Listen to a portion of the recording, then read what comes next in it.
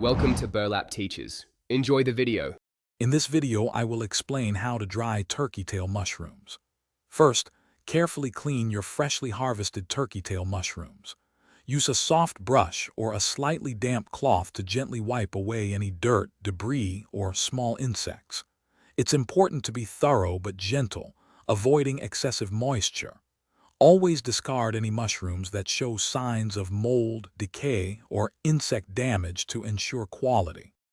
Next, prepare your mushrooms for drying.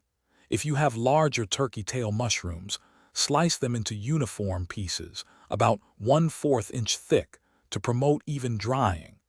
Arrange the slices in a single layer on a clean drying rack, making sure no pieces overlap.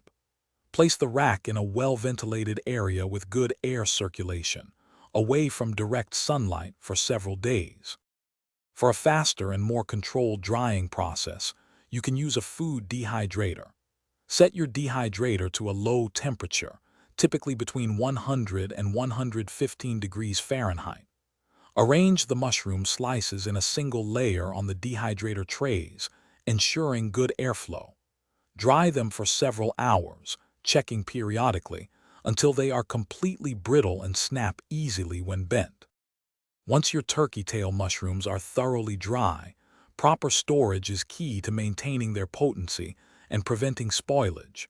Make absolutely certain there is no residual moisture, as this can lead to mold. Transfer the dried mushrooms to an airtight container, such as a glass jar or a vacuum-sealed bag. Store the container in a cool, dark, and dry place for optimal long-term preservation. Thanks for watching. Consider subscribing if this video helped you.